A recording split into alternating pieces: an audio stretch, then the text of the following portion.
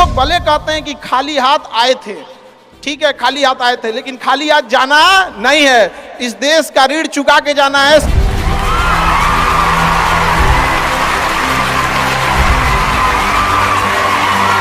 हमेशा याद रखिएगा, अकल बादाम खाने से नहीं ठोकर खाने से आती है।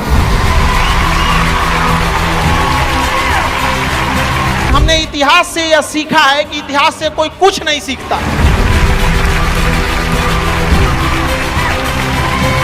भले जेब खाली हो, जेब में गांधी हो या ना हो, दिल में एक आंधी होनी चाहिए।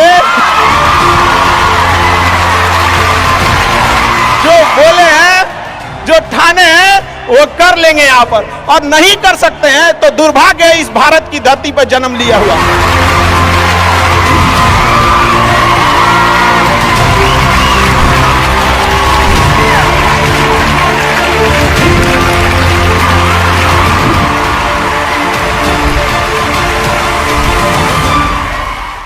भारत में एंटरप्रेन्योर इतने बड़े संख्या में आ रहे हैं और काफी खुशी हुई इस चीज को देखकर कि भारत चेंजिंग की ओर जा रहा है अब अपने ओर। हमेशा सीखने की प्रवृत्ति रखिएगा।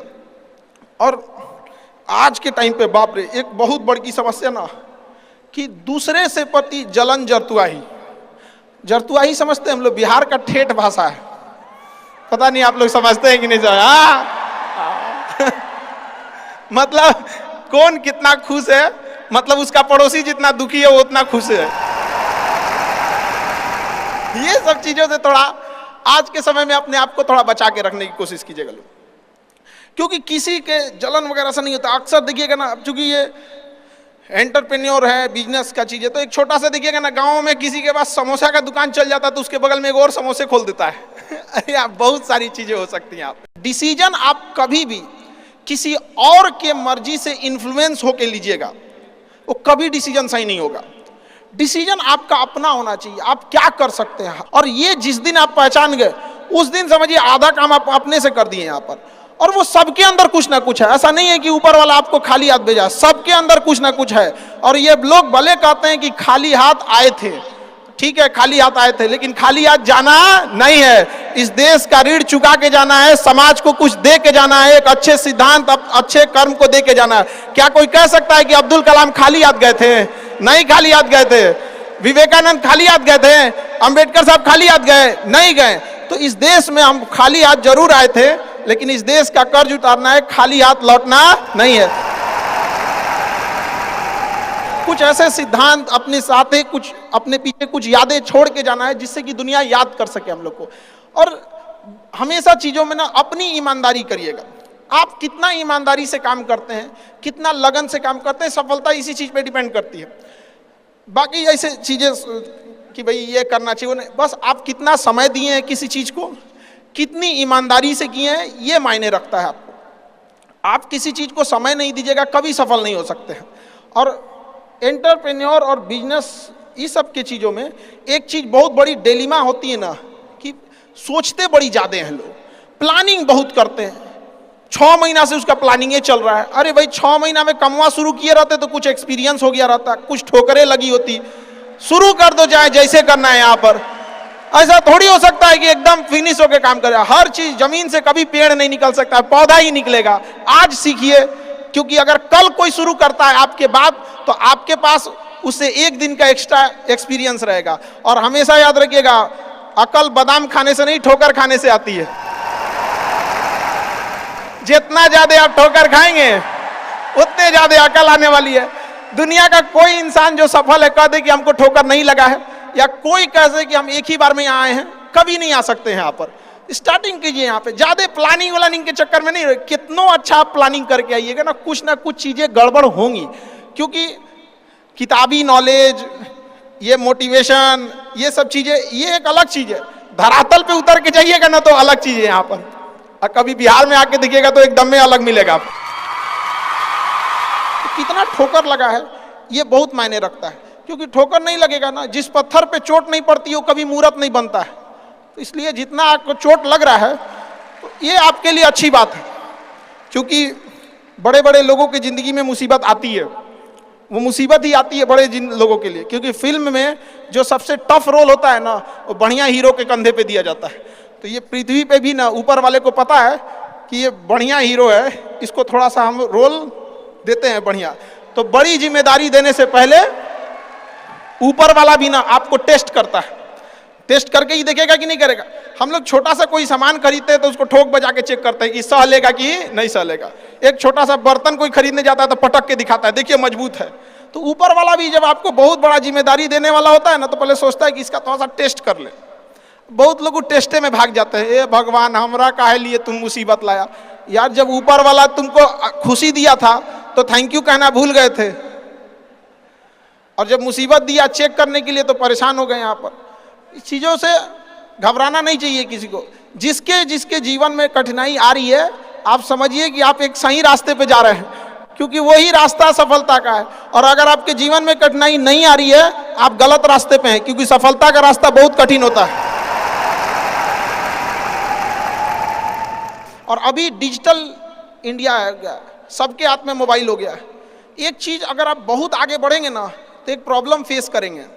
बिना मतलब लोग आपके ऊपर उंगलियां उठाने लगेंगे, बिना मतलब, जिनको कोई मतलब नहीं। आप देखिएगा तो मतलब अजीब लगेगा। इस सब चीज़ों से कभी मत घबराइएगा। ये कॉस्ट होगी, आपको चुकानी पड़ेगी जब आप बहुत आगे जाएंगे।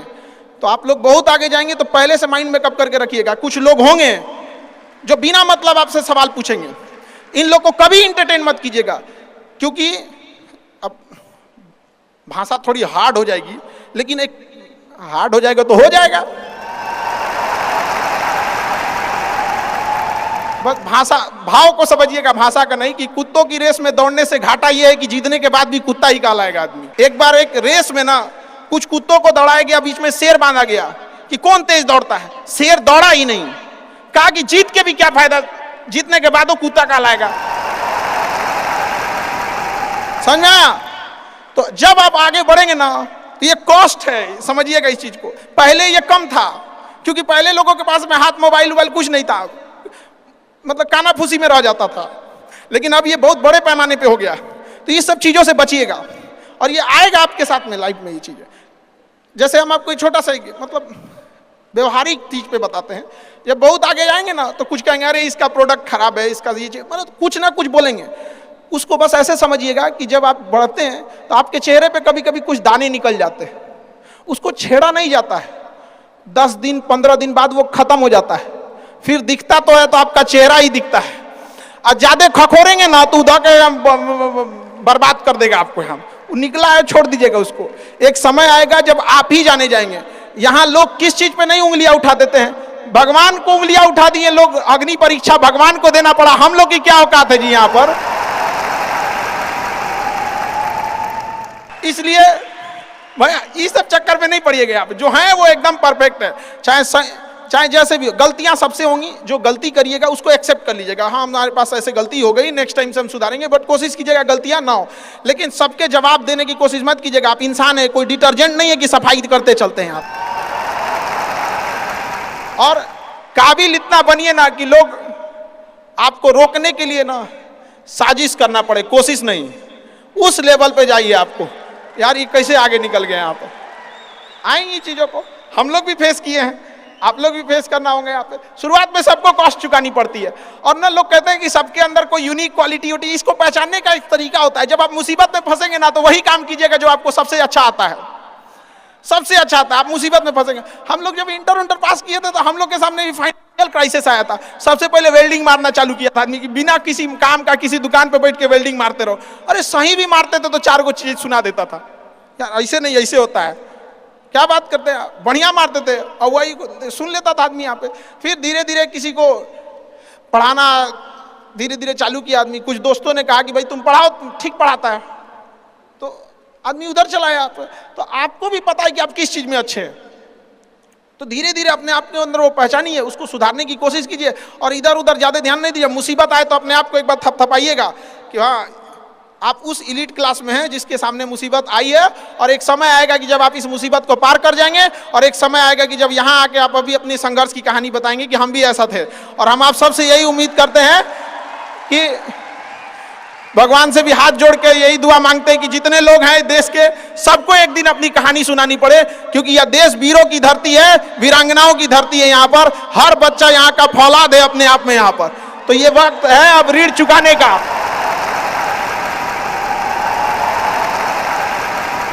अब इस सदी में हमें अपना नहीं, अब इस देश का भी एक ऋण चुकाना होगा कि शायद पिछले जन्म में बहुत सौभाग्य, बहुत अच्छा काम किए होंगे तो हिंदुस्तान में जन्म लिए, वरना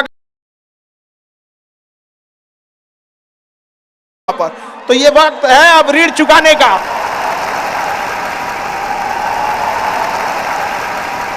अब इस सदी में हमें अपना नहीं, अब इस देश का भी एक ऋण चुकाना होगा कि शायद पिछले जन्म में बहुत सौभाग्य, बहुत अच्छा काम किए होंगे तो हिंदुस्तान में जन्म लिए, वरना अगर जन्म के समय थोड़ा बहुत बॉर्डर क्रॉस करते ना, उधरिया हो जाते ना, अरे बाप रे बाप, अरे क्या दुर्दशा होता जिसका कोई हद नहीं। यहाँ पे थोड़ा सा बस उधर घसक जाते तो। लेकिन ये हम लोग का सौभाग्य। एक चीज हम लोगों ने गलती किया के बाद, हमने महिलाओं के पावर को ना अंडर एस्टिमेट कर दिया। हम लोग 1947 से जो पुरुष समाज है ये सोच रहा है कि देश को आगे ले जाने के लिए, अभी तक सोचिए रहा है। ये हम लोगों से गलतियां हुई हैं। और लड़कियों को हमने जो साथ छोड़ दिया महिलाओं का ना, बस यकीन मानिए जिस दिन भारत देश की महिलाएं पुरुषों के साथ कदम से कदम मिला ली, 10 साल में देश की सूरत बदल जाएगी, दुनिया देखते रह जाएगी। यहाँ पर हम इस चीज को ज्यादा समझ सकते हैं क्योंकि हमारी खुद की बहन नहीं, अपनी बहन नहीं, लेकिन अभी भी हम अपना घर देखते हैं ना तो लगता है कि बहुत बड़ी कमी है। और अगर बहन रहती तो चीजों को अच्छे से समेट के रख सकती थी। अब तो इसलिए हम देखेंगे हमको इंडिया में सबसे ज्यादा राखी बांधी जाती है, पूरे हिंदुस्तान में सबसे ज्यादा राखी बांधी जाती है। नहीं था तो हमारे यहाँ माझी जी थे ना, वो कहे कि भगवान के भरोसे मत बैठो, क्या पता भगवान तोरे भरोसे बैठा लो। तो बहन नहीं थी तो क्या दिक्कत है, दुनिया में सबसे ज्यादा राखी बांधी गई। अब मतलब आप सोचते हैं कि अगली बार, अभी इस बार 7,500 राखी बांधी गई थी, 7,500। हर साल रक्षाबंधन के बाद, पहले ही रक्षाबंधन से पहले हमको एक डॉक्टर अपॉइंट करके रखना पड़ता है कि सर मेरा ना ब्लड रुक जाएगा, इतना राखी बांधी जाती है, तो आप एकदम ना स्टैंड बाई पे रेडी रहिएगा वहां पे। इतना राखी बांधने के बाद एक आदमी आता है मेरा हाथ उठाने वाला, वो हाथ लेके चलता है, हम ऐसे चलते रहते हैं। तो खुश नसीब हैं वो लोग जिनके घर में बहनें हैं, जिनकी बेटियां हैं। आप उसकी कदर नहीं कर सकते हैं तो यकीन मानिए इसका बदला भगवान जरूर लेता है। आजकल लोग देखते हैं कि लोग बहू की कदर नहीं करते। अरे वो आपकी बेटी है, चेहरा बदल के वापस भगवान ने भेजा है आपको, नहीं कर सकते कदर ना, तो आपने भगवान की उस नेमत को ठुकरा दिया है। अब फिर घरे में मुसीबत आएगा तो कहेंगे कि पता नहीं क्या हो गया। चाहे चांद पे पहुंच जाइए, चाहे जितना भी आगे चल जाइए, अपनी सभ्यता संस्कृति को मत भूलिएगा, वरना मिट जाइएगा आप यहां से। यूनान, मिस्र, रूमा सब लुट गए जहां से, लेकिन मगर है बाकी नामो निशा हमारा। कुछ बात है कि हस्ती मिटती नहीं हमारी, सदियों रहा है दुश्मन दौरे जहां हमारा। भारत को मिटाने की कोशिश की गई, मिटा कभी नहीं। इसलिए याद रखिएगा अपनी संस्कृति को नहीं भूलना है। और हमसे गौरवपूर्ण संस्कृति पूरे भारत, पूरे विश्व में किसकी है यहाँ पर, तो ये चीजों को थोड़ा सा आप लोग को ध्यान में रखना है और आपस में मिलजुल के एक देश वाली भावना लेके चलना है कि हम सबको मिलकर देश को अपना उस पुराना जो गौरव मिला था उसको वापस लौटाना है। और आप लोग आगे बढ़ेंगे, युवाओं में है, आप जिधर युवा चलते हैं उधर ही सब कुछ चल देता है। यहाँ पर तलवारों के साए पर इतिहास हमारा बनता है, जिस ओर जवानी चलती है उस ओर जमाना चलता है। आप युवा लोग हैं, आपको किसी कौन रोक सकता है यहाँ पे। मैं दरिया हूं, अपना हुनर जानता हूं, जिधर से भी गुजरूंगा अपना रास्ता बना लूंगा। तो युवाओं में यही तो एक है, भले जेब खाली हो, जेब में गांधी हो या ना हो, दिल में एक आंधी होनी चाहिए कि जो बोले हैं, जो ठाने हैं वो कर लेंगे यहाँ पर। और नहीं कर सकते हैं तो दुर्भाग्य है इस भारत की धरती पर जन्म लिया हुआ, ये व्यर्थ हो जाएगा यहाँ पर। तो एक कहानी लिखना है जो आगे जाके सबको सुनाना है। और हर उस घर में 2 किलो अलग से मिठाई जाएगी जिस घर से आवाज आई थी कि इससे नहीं हो सकता है, अलग से एकदम ले भैया, ये तेरे लिए स्पेशल है। यहाँ पर एकदम तारीफ करने वालों की कमी हो जाए, जलने वालों की कमी नहीं होना चाहिए। एकदम मिसाल बनिए। आप सब लोग को आप सब लोग को ढेर सारा शुभकामनाएं, दुआएं। आपके ठोकरें आएंगी, लगेंगी ठोकरें, उसी को ठोकर लगती है ना जो चलता है, जो सुतल है बेड पे, ओकरा कौंची का ठोकर लगने वाला है। और ठोकर नहीं लगेगी तो नहीं आगे बढ़ सकते हैं। कामचोरों से तो इंडिया परेशान है, जो कुछ नहीं करता वो भी संडे को आराम करता है। अरे तोरे लिए कौंची का संडे यार, काम बस ईमानदारी से कीजिए। हम लॉकडाउन का एक छोटा सा एग्जांपल देते हैं। हमारे यहाँ एक लेबर था, जो नहीं काम करते हैं लेबर लोग, उनकी बहुत दुर्दशा हो गई लॉकडाउन में। रियल में एक्चुअली उनके साथ प्रॉब्लम क्या है ना, they don't have backup money. वो डेली कमाने वाले हैं, डेली खाने वाले हैं। उनका अगर 10 दिन का दिहाड़ी बंद हो गया ना तो उनके लिए बहुत दिक्कत आ जाती है। और लॉकडाउन में बेचारों के साथ क्या हो गया, अब इतनी पॉपुलेशन है, गवर्नमेंट भी कितना को देख सकती है, एक लिमिटेशन है वहां पर। तो उसके साथ बहुत दिक्कत आ गया। तो हमसे बेचारे, हम भी लॉकडाउन में खाली बैठे थे, तो हमसे बोले कि देखिए एक तो काम नहीं मिलता है, मिलता है तो हम लोग को महीना में 20 दिन मिलेगा, 22 दिन मिलेगा, हम लोग के पास बैकअप नहीं होता है। तो उसको हमने एक छोटा सा बात बोला कि भाई देखो, एक काम बस मेरा 1 महीना करके देखना, नहीं अच्छा लगे तो छोड़ देना। काम पे जाते कितने हो, तो बताया कि 8 बजे जाते हैं। अलग अलग शहर में वो काम करने वाले मजदूर जो आते हैं, मिस्त्री, उनका टाइमिंग अलग अलग हो सकता है। हमारे यहाँ 8 बजे आते हैं लोग, और फिर दोपहर में लंच करते हैं, शाम में 4-5 बजे 5 बजे चले जाते हैं। तो कहे 8 बजे के काम में आप कितने बजे जाते हो? कहा कि सर वही पहुँचते पहुँचते 7:15 हो जाता है, खैनी उनी बनाते बनाते चाय पीते 8:30 हो जाता है। हम कहे एक बात बताओ, ये आधा घंटा तुम किस में काटे? तो कहा कि जहां काम करने गए ना उनके में से। हम कहे नहीं, यही इस गड़बड़ है। आप अपनी जिम्मेदारी में से आधा घंटा काट लिए थे, आप वहां 15 मिनट पहले पहुंच के देखो। तो कहे आई क्या बोलते हैं मास्टर, पगला गए हैं एकदम। हम भाई देखे तो 1 महीना काम करके देखो, बस तुम वहां 15 मिनट पहले पहुंच के देखो। वो इंसान 15 मिनट पहले पहुंच जाता था, 5 मिनट पहले ही काम चालू कर देता था, बाकियों के आने से पहले। लंच पे जाते थे तो जब सब चले जाते थे 1-8 मिनट लेट से लंच जाते थे, कुछ नहीं होने वाला है। 1-8 मिनट लंच के खत्म होने से पहले ही चले आते थे। बाकी लंच खत्म हो गया 10 मिनट बाद आ रहा है, वो लंच खत्म होने से 1-8 मिनट पहले ही चले आते थे। जब सारे लोग 5 बजे चले जाते थे तो 5:05 पे जाते हैं। तो हमसे कहें कि खान सर ये आप बता रहे हैं नहीं, बहुत उटपटांग बात बता रहे हैं आप। तो भैया 1 महीना काम कर लो, हाथ जोड़ लेते हैं। आज के टाइम पे जब वो 1 महीना काम किया, 10 दिन के अंदर लोगों को हो गया यार कितना ईमानदारी से काम करता है। आज उसको फोन से लोग बोलते हैं कि भाई मिस्त्री खाली हो, फोन से बोलते हैं। और लोग क्या कहते हैं पता है, इसको काम दे देंगे ना तो टेंशन नहीं है, टेंशन नहीं है, काम वही है। आप दुनिया में कुछ भी कीजिए, बशर्ते क्या कीजिए, ईमानदारी से। और आपके यहाँ जो काम करने आ रहा है ना, प्लीज उसका भी आप लोग, मतलब जो भी आप लोग एंटरप्रेन्योर है तो आपके अंडर में भी लोग काम करेंगे, उसका भी ध्यान रखिएगा एक परिवार की तरह। ये नहीं कि उसका भी रोक राख के सैलरी रख ले 2 महीना 3 महीने का, और उसके बाद कहेंगे कि चौपट काय हो रहे हैं। ऊपर वाले की लाठी में आवाज नहीं होता, इस चीज को हमेशा याद रखिएगा। देखिए जैसे बड़ी कंपनी, याद रखिएगा, बड़ी कंपनी कस्टमर तक डायरेक्ट नहीं पहुंचती है, बीच में एक डिस्ट्रीब्यूटर रखती है, डायरेक्ट कस्टमर को सामान नहीं बेचती है। अगर किसी बिस्किट कंपनी को तो सोचिएगा बिस्किट डायरेक्ट नहीं देगी, बीच में क्या रखती है, डिस्ट्रीब्यूटर रखती है। उसी तरह ऊपर वाला भी ना सबको हाथ में डायरेक्ट पैसा नहीं देता है, बीच में एक डिस्ट्रीब्यूटर रखता है। हो सकता है आप एंटरप्रेन्योर वही डिस्ट्रीब्यूटर है, आपके माध्यम से गरीबों का चूल्हा जलता है। आप मत मारिएगा, आप प्लीज उन गरीबों का हक मत मारिएगा। नहीं तो बड़ी कंपनी को दिख जाता है कि ये डिस्ट्रीब्यूटर ठीक नहीं है तो उस डिस्ट्रीब्यूटर को चेंज कर देता है। अगर गरीबों का हक मारेंगे और ऊपर वाले को नजर पड़ गया कि ये डिस्ट्रीब्यूटर ठीक नहीं है तो साइड कर देगा, और फिर कहेंगे कि अब हमारा बिजनेस चौपट हो गया। अरे पूरा नाम जानना चाहते हैं और थोड़ा आपने स्ट्रगल कैसे किया उसके बारे में बताइए। बिल्कुल, आपको अधिकार है पूरा नाम जानने का, लेकिन हमने इतिहास से यह सीखा है कि इतिहास से कोई कुछ नहीं सीखता है। हम आपको एक एग्जांपल देते हैं। जलियांवाला बाग हत्याकांड हुआ तो उन निर्दोषों की कोई गलती नहीं थी। थोड़ा सा आपको हम अपने थोड़ा सा हिस्ट्री की ओर ले जाते हैं। आप बिजनेसमैन है, शायद इंटरेस्ट ना हो तो खैर थोड़ा सा तो जलियांवाला बाग में जब हत्याकांड हुई, जनरल ओ डायर ने जनरल आर डायर को कहा कि गोली चला दो। उस चोट्टे ने गोली चला दिया, लेकिन आदेश दिया था जनरल ओ डायर, गोली मारा गया। उन निहत्तों की क्या गलती थी? न जाति देखी गई, न मजहब देखा गया, गोली मार दिया गया।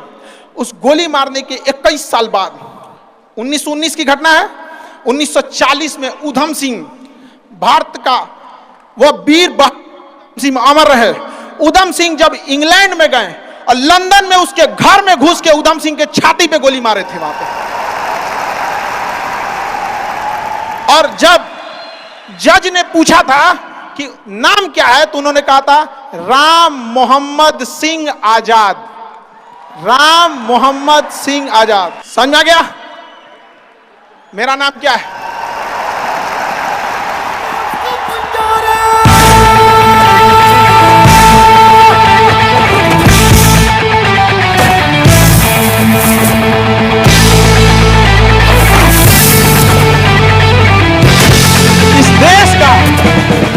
इस देश का इतना गौरवपूर्ण इतिहास अगर हम भूलेंगे तो इतिहास माफ नहीं करेगा, और उन शहीदों के लिए यह एक शर्म की बात हो जाएगी। उनकी आत्मा को उस दिन गर्व महसूस जब हम सब अपनी जाति, धर्म, मजहब छोड़कर एक हिंदुस्तानी कहलाएंगे। यहां पर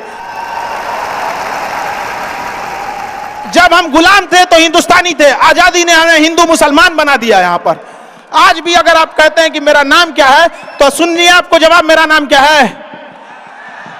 I am Indian.